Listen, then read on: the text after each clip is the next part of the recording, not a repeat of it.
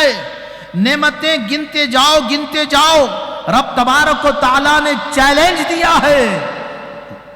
وَإِن تَعُدُّوا نِعْمَتَ لَا تُحْصُوهَا. نعمتوں کو حد و شمار میں تم نہیں لا سکتے. رب العالمین کی اتنی نعمتیں ہیں، اگر تم گننا اور شمار کرنا چاہو اور گننے اور شمار کرنے بیٹھ جاؤ تو تم ان کا احصاء نہیں کر سکتے، ان کو حد و شمار میں نہیں لا سکتے. اتنی نعمتیں، ایک سے ایک بڑی نعمت. لیکن میں جو بتانا چاہ رہا تھا، وہ جو عرض کرنا چاہ رہا تھا، وہ پاک پروردگار نے کسی نعمت کو عطا کر کر احسان نہیں جتایا کہ دیکھو میں نے تم پر احسان کر دیا ہے کہ میں نے تمہیں یہ نعمت دی، یہ نعمت دی. احسان جتانے کا جو معاملہ ہے، سب سے عظیم تر جو نعمت ہوتی ہے، انسان کا سب سے بڑا جو احسان ہوتا ہے، انسان بھی عادتاً اسی کو کچھ جتانے کا جب بات آتی ہے، اسی سب سے بڑے احسان کا حوالہ دیتا ہے کہ میں نے اسے یہ دیا وہ دیا کا نہیں، میں نے تو اس کی جان بچائی ہے، وہ جو کچھ ہے میری وجہ سے ہے. یہ جو سب سے بڑی بات اور بڑا احسان جو ہوتا ہے، اسی کا حوالہ دیتا ہے. حضرات گرامی، بلا تشبیہ و تمثیل میں عرض کرنے چلا کہ رب تبارک و تعالیٰ نے بھی جو احسان جتایا ہے تو صرف اور صرف اور صرف اور صرف ایک ہی مقام پر وہ نعمت جو رب تبارک و تعالیٰ نے تمہیں دی اور احسان جتایا ہے، تو اے ایمان والو وہ نعمت تمہیں حاصل ہو چکی ہے. وہ نعمت سیدنا محمد الرسول اللہ کی صورت میں ملی ہے. رب تبارک و تعالیٰ نے فرمایا لَقَدْ مَنَّ اللَّهُ عَلَى الْمُؤْمِنِينَ اِذْ بَعَثَ فِيهِمْ رَسُولًا. من احسان کو کہتے ہیں جی. لَقَدْ مَنَّ اللَّهُ، یقیناً اللہ تبارک و تعالیٰ نے احسان فرما دیا ہے عَلَى الْمُؤْمِنِينَ، ایمان والوں پر. اللہ تعالیٰ نے ایمان والوں پر احسان فرما دیا ہے. اِذْ بَعَثَ فِيهِمْ رَسُولًا، جبکہ ان میں عظمتوں والے رسول کو بھیج دیا، جبکہ ان میں عظمتوں والے رسول کو بھیج دیا، شان والے رسول کو بھیج دیا. محمد ہمارے بڑی شان والے رسول کو بھیج دیا. اللہ تعالیٰ نے یقیناً ایمان والوں پر احسان فرما دیا ہے جبکہ ان میں بڑی شان والے رسول کو بھیج دیا. حضرات گرامی، احسان صرف ایک مقام. یہ نعمت میں نے جس سے کچھ عرض کیا، ایک ایک نعمت، کائنات ساری بھری پڑی اللہ کی نعمتوں سے. آپ کی قدموں کے نیچے نعمت، آنکھوں کے سامنے، سر کے اوپر نعمت، پیچھے آگے پیچھے اوپر نیچے، جی شش جہات عالم اللہ تعالیٰ کی نعمتیں بھری پڑی ہیں. 6 جہتیں پوری، آمنے سامنے، آزو بازو، اوپر نیچے، شش جہات عالم کے نعمتیں بھری پڑی. لیکن بس ایک نعمت کا ذکر فرما کر احسان جتایا تو صرف وہ ذات محمد رسول اللہ. اللہ تعالیٰ نے یقیناً ایمان والوں پر احسان فرما دیا. حضرات گرامی، تو نعمتوں کے ذکر سے، نعمتوں کا شکرانہ بجا لانے سے اللہ پاک خوش ہوتا ہے. جی میں نے تمہیداً آپ کے سامنے جو عرض کیا تھا، اللہ تعالیٰ کی خوشی کا عالم یہ کہ اللہ تعالیٰ اور مزید نعمتوں میں اضافہ کرنے کا وعدہ، مزید نعمتوں سے سرفراز فرمانے کا وعدہ فرما رہا ہے. یہ خوشی کا عالم. تو یہ نعمتوں پر شکر بجا لانے، نعمتوں پر خوش ہو کر اللہ کا شکر بجا لانے کا عوض میں اللہ تعالیٰ یہ فرما رہا ہے. تو پھر وہ نعمت، جس نعمت کو عطا کر کر اللہ تعالیٰ نے احسان جتایا ہے، اس نعمت کے ملنے پر جب بندہ اللہ کا شکر بجا لاتا ہے، جی اس نعمت کے ملنے پر خوشی اور مسرت سے جھومتا ہے، مولا کا شکر بجا لاتا ہے، تو حضرات گرامی پھر رب تبارک و تعالیٰ کی خوشی کا عالم، اس کی رضا کا عالم کیا ہوگا، اس کی رضا اور خوشنودی کا عالم کیا ہوگا. حضرات گرامی، احادیث شریفہ میں یہ بات صرف کچھ عقیدگی کی یا پھر کچھ مضامین سے مفہوم اخذ کر لے کر عقیدت اور خوش عقیدگی میں بتائی جانے والی باتیں نہیں، بلکہ نصوص میں، احادیث کے متن میں یہ سب باتیں اور یہ مواد موجود ہیں۔ اور کسی بدبخت اور اندھے کو نظر نہیں آتا تو اس کی محرومی ہے۔ حضرات گرامی، حضور نبی کریم صلی اللہ تعالی علیہ وآلہ وسلم، صحابہ کرام رضوان اللہ تعالی علیہم اجمعین کی مجلس ہے۔ حدیث پاک محدثین صحیح سند کے ساتھ بیان فرماتے ہیں کہ صحابہ بیٹھے ہیں، صحابہ کرام بیٹھے ہیں، وہ مقدس ہستی جنہوں نے ایمان کی حالت میں رسول اکرم اللہ کے رسول صلی اللہ تعالی علیہ وآلہ وسلم دیکھا، حضور کو دیکھا اپنے سر کی آنکھوں سے، اور ایمان کے ساتھ دنیا سے رخصتی ہوئی۔ وہ صحابی کی عظمت، یہ اللہ تبارک و تعالیٰ نے جس طرح سے نبیوں کا انتخاب کیا ہے اپنی ساری مخلوق میں، نبیوں کو منتخب کیا اور چنا ہے، اسی طرح رب تبارک و تعالیٰ نے احادیث صحیحہ میں آیا ہے، صحیح احادیث میں آیا ہے، اللہ تعالیٰ نے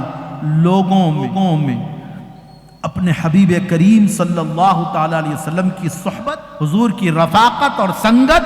حضور کے ساتھ رہنے والوں کے لیے، اس جماعت کے انتخاب کے لیے جو رسول ہاشمی صلی اللہ تعالیٰ علیہ وسلم کے ساتھ رہیں گے، جنہیں صحابیت کے شرف سے مشرف کرنا ہے، اللہ نے چنا ہے، اللہ نے منتخب کیا، اللہ کے چنندہ بندے، وہ صحابی جن کی عظمتوں اور جن کے مقام و مرتبے کو کوئی بڑے سے بڑا عبادت گزار بھی نہیں پہنچ سکتا، وہ صحابی محض نسبت صحابیت ان کے پاس، شرف صحابیت سے مالا مال ہیں کہ رسول پاک کا دیدار انہیں نصیب ہوا حالت ایمان میں، ایمان کے ساتھ دنیا سے رخصت ہوئے، یہ شرف اور عظمت ان کو حاصل ہوئی، اور اس شرف کے ساتھ، اس نسبت کے ساتھ انہیں گرچہ کہ عبادت کا کوئی موقع نہیں ملا، عبادتیں تو تدریجاً فرض ہوئیں، بعد میں بعضے تو ایسے کہ ابھی نماز بھی فرض نہیں ہوئی تھی لیکن صحابی بنے، نمازی نہ بن سکے کیونکہ نماز فرضی نہیں ہوئی تھی، پھر دیگر اور عبادات تو اور بعد میں فرض ہوئی ہیں، لیکن صرف اور صرف نسبت صحابیت ان کے پاس، نماز کی فرضیت بھی ابھی نہیں، تو گویا ابھی نماز بھی مصلی میں، نمازی میں نہیں آئے، ابھی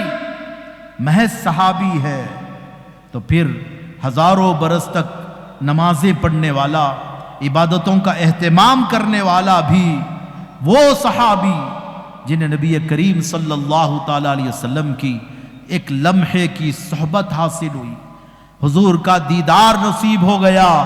تو اللہ تعالیٰ نے اس کا مقام و مرتبہ اتنا بلند رکھا کہ بڑے سے بڑا ولی بھی،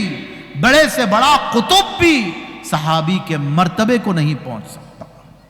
حضرات گرامی، یہ مسلمہ اہل سنت و جماعت کے عقائد میں سے یہ بات، صحابہ اکرام بیٹھے، میں عرض کر رہا تھا کہ صحابہ اکرام کی جماعت بیٹھی، اور وہاں سے حضرت معاویہ، سیدنا معاویہ رضی اللہ تعالیٰ عنہ گزرے، تو ملاحظہ فرمایا کہ وہ صحابہ اکرام بیٹھے اور کچھ آپس میں ان کا تذکرے کچھ چل رہے تھے۔ حضرت سیدنا معاویہ رضی اللہ تعالیٰ عنہ صحابی رسول، ان صحابہ اکرام کی طرف متوجہ ہوتے ہیں اور دریافت کرتے ہیں کہ آپ لوگ کیا کر رہے ہیں، آپ لوگ یہ کیا کر رہے ہیں، یعنی کس چیز میں مشغول اور مصروف ہیں، اپنی مصروفیت، ان کی مشغولیت کے تعلق سے انہوں نے ذکر کیا۔ وہ صحابہ کی جو جماعت بیٹھی تھی، ذکر کیا، بتایا انہوں نے کہ ہم نبی کریم صلی اللہ تعالیٰ علیہ وسلم کی صورت میں، حضور کی ذات کی صورت میں جو ہمیں نعمت ملی ہے، اللہ تبارک و تعالیٰ نے جو نعمت سیدنا محمد رسول اللہ کی صورت میں ہمیں عطا فرمائی ہے، اس نعمت پر اللہ تعالیٰ کا ہم شکر بجا لانے ہم یہاں جمع ہوئے اور اس نعمت کا تذکرہ کر رہے ہیں، اس کے اوپر شکر بجا لا رہے ہیں۔ حضرت سیدنا معاویہ رضی اللہ تعالیٰ عنہ نے ان کو مخاطب کر کر سوال فرمایا، کیا تم اللہ کی قسم اٹھا کر یہ بات کہہ سکتے ہو کہ تم اسی مقصد سے اور اسی کام کے لیے یہاں پر جمع ہوئے اور یہی کام تمہیں یہاں پر جمع کر رکھا، اسی کام کے لیے تم یہاں بیٹھے ہو کہ حضور نبی کریم صلی اللہ تعالیٰ علیہ وسلم جو جان نعمت ہے، جی اسی نعمت کا ذکر، تذکرہ اور اسی نعمت کا شکر بجا لانے کے لیے تم یہاں پر جمع ہوئے ہو، اس کے علاوہ کوئی اور مقصد نہیں؟ کیا اس بات پر تم قسم کھا سکتے ہو؟ انہوں نے فوری طور پر بلا تعمل اور بلا تاخیر ان صحابہ اکرام نے کہا کہ اللہ کی قسم کھا کر ہم کہتے ہیں کہ ہم صرف اور صرف اسی کاز اور اسی کام اور اسی مقصد کے لیے یہاں پر بیٹھے ہیں۔ اللہ اکبر۔ اور پھر حضرت معاویہ رضی اللہ تعالیٰ عنہ نے ان صحابہ کی جماعت سے فرمایا کہ میں تمہارے یہ کہنے پر کسی قسم کا شک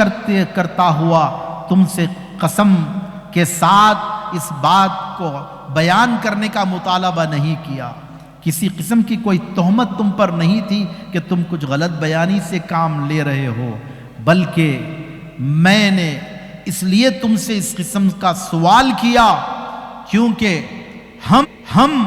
ایک مرتبہ بیٹھ کر حبیب پاک صلی اللہ تعالیٰ علیہ وسلم کا مبارک ذکر کر رہے تھے، اللہ پاک کا شکر بجا لا رہے تھے، تو آقا کریم رحمت للعالمین صلی اللہ تعالیٰ علیہ وسلم کا وہاں سے گزر ہوا، حضور بھی اسی طرح سے ٹھہرے اور حضور نے سوال فرمایا، ما اجلسکم، کس چیز نے تمہیں یہاں پر بٹھا رکھا ہے، کس وجہ سے تم یہاں پر بیٹھے ہو؟ ہم نے جب آقا کریم صلی اللہ تعالیٰ علیہ وسلم کی بارگاہ میں یہ عرض کیا کہ جو تم نے بتایا ہم نے بھی ذکر کیا، تو حضور نے اسی انداز سے سوال کیا تھا، پوچھا تھا کہ اللہ کی قسم کھا کر تم کہہ سکتے ہو؟ تو ہم نے جواب میں عرض کیا حضور کی بارگاہ میں کہ ہاں یا رسول اللہ کی قسم ہم صرف اور صرف یہاں پر صرف اور صرف آپ کا مبارک ذکر کرنے، آپ کی صورت میں جو اللہ تعالیٰ نے ہمیں نعمت عطا فرمائی ہے، اللہ کا شکر بجا لانے کے لیے ہی ہم یہاں پر جمع ہیں۔ حضور نے بھی اسی انداز سے فرمایا تھا کہ میں کچھ تہمت باندھتے ہوئے کہ تم غلط بیانی سے کام لے رہے ہو، اس لیے میں نے تم سے سوال نہیں کیا کیا تم اللہ کی قسم کے ساتھ یہ کہہ سکتے ہو، اس لیے سوال نہیں کیا، بلکہ میں نے اس لیے یہ بتایا ہے کہ جبریل امین میرے پاس آئے، انہوں نے کہا کہ یا رسول اللہ تبارک و تعالی صحابہ کرام کی یہ جو جماعت بیٹھی ہے اور آپ کا مبارک ذکر کر رہی ہے اور آپ کی صورت میں جو اللہ کی نعمت انہیں حاصل ہوئی، اس پر اللہ کا شکر بجا لانے کے لیے جو بیٹھے ہیں، اللہ تبارک و تعالی فرشتوں کے درمیان ملائے اعلی آسمانوں میں فرشتوں کے درمیان نہ صرف ان جمع ہونے والے خوش نصیبوں کا ذکر فرما رہا ہے، بلکہ ان پر فخر و مباحات فرما رہا ہے، ان پر فخر و مباحات فرما رہا ہے۔ جبریل امین آ کر انہوں نے یوں بیان کیا ہے، اس لیے میں نے تم سے یہ سوال کیا ہے۔ حضرات گرامی، حضور نبی کریم صلی اللہ تعالیٰ علیہ وسلم کا مبارک ذکر کرنا، درود و سلام کی صورت میں جمع ہو کر اہتمام درود و سلام کرنے کا معاملہ ہو، نعتیہ محفل سجا کر نبی کریم صلی اللہ تعالیٰ علیہ وسلم کی بارگاہ میں منظوم نذران عقیدت پیش کرنے کا معاملہ ہو، یا محافل بیان واضح